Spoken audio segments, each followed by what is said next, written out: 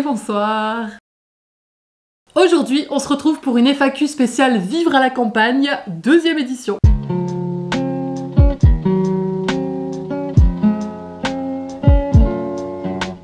Et oui, parce qu'il y a un peu plus d'1 an, je vous en ai fait une première à ce sujet. D'ailleurs, si vous l'avez pas vu, je vous la mets dans le petit i. J'y pose un peu le décor du pourquoi du comment on est dans cette région-ci en particulier, puis les principales questions qui vont revenir quand même aussi dans celle-ci à propos de la vie sociale, les transports, la chasse et plein d'autres trucs que j'ai oubliés. Je vous laisse aller voir ça. Aujourd'hui, on va revenir sur 1 ou 2 sujets puisque 1 an plus tard, j'ai des choses à dire dessus. Les autres, je vous inviterai à, encore une fois, aller voir cette fameuse vidéo. Donc comme la première fois, je suis allée vous trouver sur Instagram et je vous ai demandé de me poser de nouvelles questions. J'avais déjà des sujets en tête, mais c'est bien de voir un petit peu qu'est-ce qui vous intéresse, de quoi vous avez envie que je vous parle. Je me suis fait une petite grande liste de sujets. On va essayer d'aborder tout ça. Moi, la raison principale pour laquelle je vous ai tourné cette partie 2, c'est parce que j'avais envie de faire un update que je vous avais promis dans la partie 1 sur la vie sociale à la campagne. Puisque beaucoup de choses se sont passées. Le kaki était chez les moyens, puis maintenant il est chez les grands.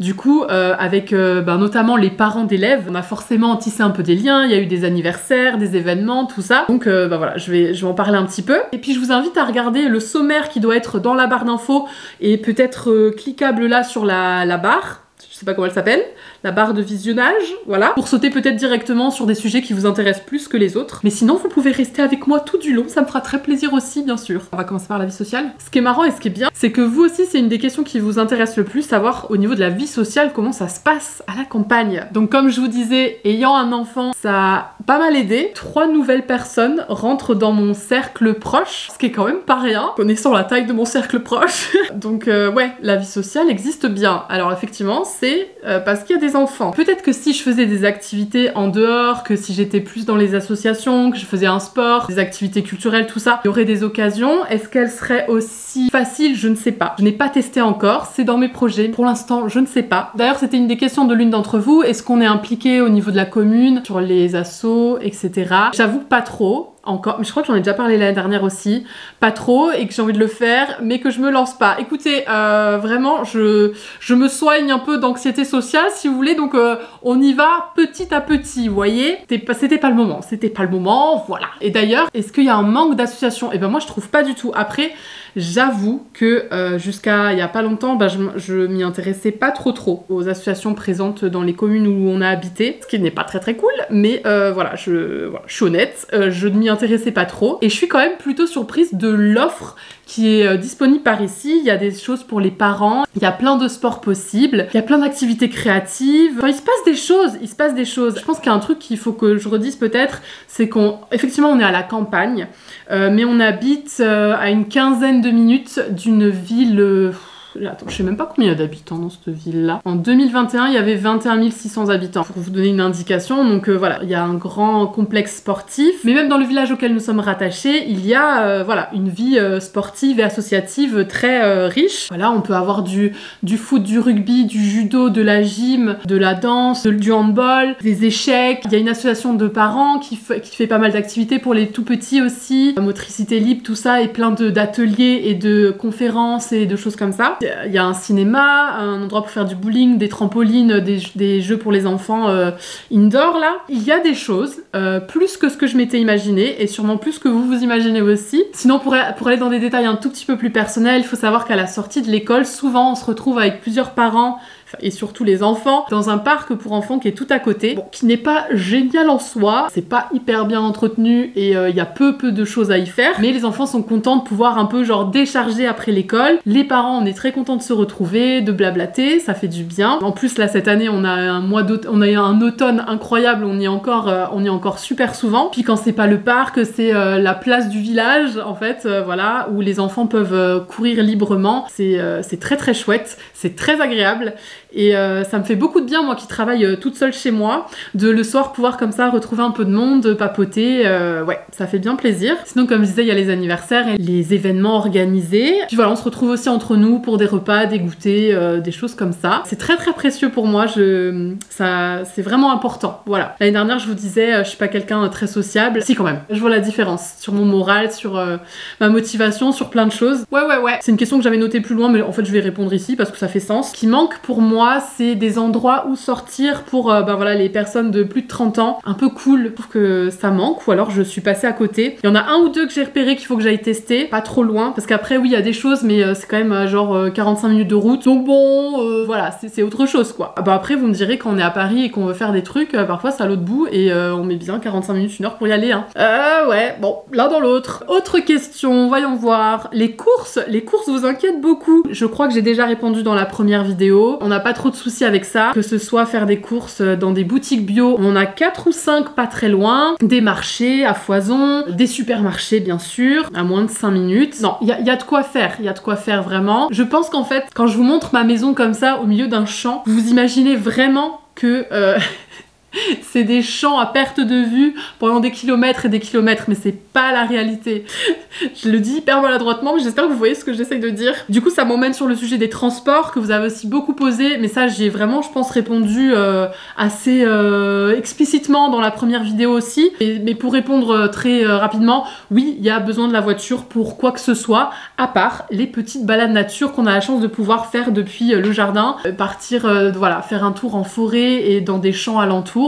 C'est possible. Avec Aska, c'est très agréable de pouvoir faire ça. Je le fais souvent entre midi et 2. C'est très précieux. Mais sinon, ouais, effectivement, aller à l'école, faire les courses, que je aille au travail, tout ça se fait en voiture. Il n'y a pas de transport en commun accessible. Alors, un sujet que vous n'avez pas trop abordé, mais qui, moi, me pose pas mal de problèmes en ce moment, que j'avais déjà abordé aussi dans l'autre vidéo, c'est la santé. C'est l'accès à la santé. Par exemple, là, on cherche à avoir un rendez-vous chez le dentiste et c'est la croix et la bannière. Tout le monde nous dit qu'il n'y a plus de place. Donc, la seule solution envisageable en fait, c'est que la prochaine fois qu'on ira chez mes parents pour les visiter, ben on prendra aussi des rendez-vous parce que ce sera beaucoup plus facile comme ça. C'est quand même quelque chose quoi. Tout ce qui est sage-femme, gynéco, c'est la guerre. Ophtalmo, j'imagine que on n'en parle même pas. Et puis même pour avoir un rendez-vous chez les médecins, c'est pas simple. Voilà, ça c'est quand même quelque chose d'important à savoir. On connaît tous cette expression le désert médical, mais de le vivre genre avec une rage de dents ou un truc comme ça, c'est ouais. Bah par exemple récemment on a eu besoin d'aller aux urgences, on n'a pas pu être pris en charge en fait, enfin si on a été pris en charge mais on n'a pas pu avoir la consultation, il restait encore des heures d'attente. Heureusement voilà, c'était pas si grave que ce qu'on a cru au moment où c'est arrivé, peut-être que c'est aussi pour ça et que du coup on aurait été plus vite pris en charge si jamais ça avait été plus grave,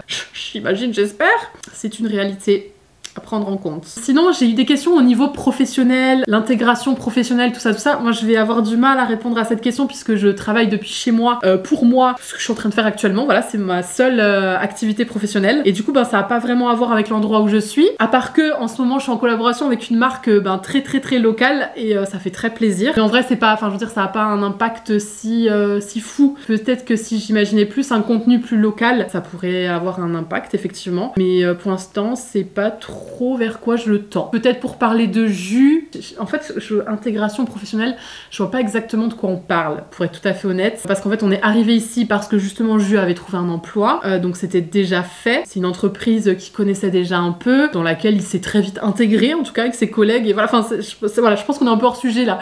Donc, bon. Bah écoutez, je sais pas quoi vous dire d'autre à ce sujet, j'ai malheureusement pas vraiment d'expérience à vous partager. Ah si, enfin peut-être, bah si finalement j'ai des témoignages de parents de par ici qui, comme nous, sont arrivés d'une grande ville et qui ont dû trouver du travail par là, puisqu'ils ne faisaient pas de télétravail, enfin si un peu, mais voilà. Bref, on va pas trop dans les détails de la vie privée des autres personnes, mais en gros voilà, il y a eu du travail à chercher, il y en a eu trouvé, ça se fait, mais par exemple il y a aussi en ce moment des problèmes, donc ouais, à mon avis c'est quand même plus compliqué. J'avoue qu'à un moment je me suis demandé si j'allais pas retravailler un peu à côté dans une entreprise. J'ai cherché dans pas mal de domaines. Moi je suis issue à la base d'une formation communication, audiovisuelle, tout ça. C'est pas facile, on va pas se cacher que c'est pas facile. J'ai vu quelques offres, j'ai pas postulé parce que c'était pas, ça valait pas le coup, c'était un peu trop loin ou avec des horaires qui malheureusement marchent pas avec ce que je peux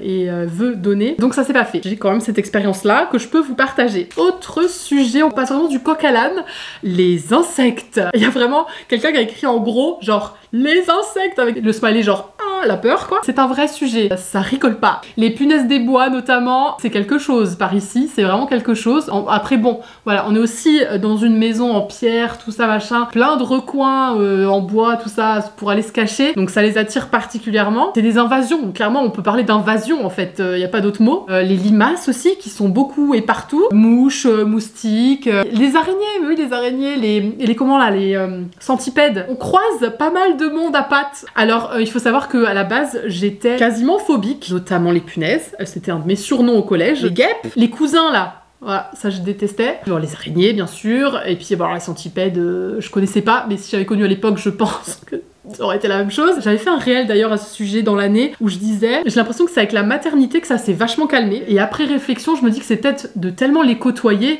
qu'en fait au fur et à mesure, ben juste tu t'y fais quoi. Et puis t'es moins sensible. Je sais pas si c'est une vérité. Peut-être aussi c'est de m'être intéressée à l'utilité de toutes ces bestioles qui m'a vachement aidée. J'en sais rien. Mais en tout cas, oui, il y en a beaucoup, faut le savoir. Mais personnellement, ça va, je le vis pas si mal. Juste, en fin d'année dernière, j'ai quand même mangé une punaise. J'ai littéralement croqué dedans. Dans ça, vraiment, une des pires expériences gustatives et traumatiques. Vraiment, je pense que c'est encore pire que ce que vous vous imaginez. Ça pique. Le goût, j'ai fait au moins 6 bains de bouche pour réussir à m'en dépatouiller. L'odeur, enfin tout ça, enfin, vraiment.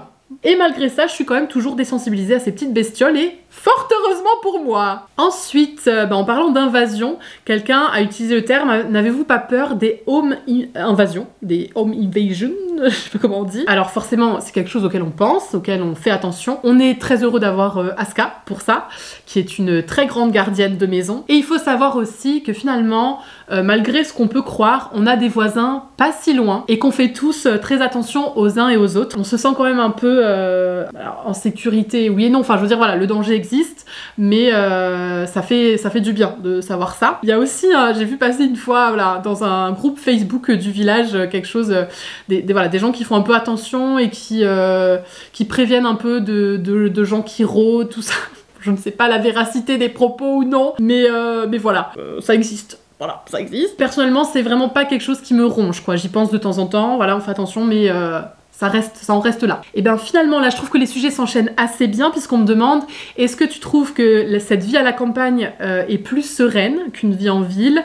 Est-ce que la campagne rend plus heureux? Je pense pas que ça rende plus heureux. Il y a d'autres challenges, il y a d'autres choses qui viennent avec cette vie-là. Mais en tout cas, ça me donne accès personnellement à un espace qui m'aide, voilà, à me relaxer, accessible à pied depuis chez moi, sans croiser une seule âme qui vive. Ça, c'est extrêmement précieux. Voilà, on le sait, la nature, c'est vraiment quelque chose qui aide à calmer l'anxiété. J'ai lu encore récemment qu'il y a une bactérie diffusée par les arbres qui, après une quarantaine de minutes à se promener voilà, dehors, réduit vraiment drastiquement le taux de cortisol dans les humains, quoi. Donc, ouais, c'est sûr qu'être entouré de nature, ça aide. Alors, ça ne guérit pas miraculeusement de tout, mais je pense que ça aide à réguler, en tout cas, plus facilement. Mais ouais, la nature est très importante pour moi et ma famille, et donc la côtoyer comme ça, depuis mes fenêtres, là, que je vois en face, voilà, j'ai que du vert, ça aide beaucoup, c'est sûr, ça aide beaucoup. Et donc on en vient à une autre question qui s'enchaîne aussi très bien. Quelles sont mes habitudes préférées dans cette vie à la campagne? Et comme je vous disais, les balades ultra accessibles,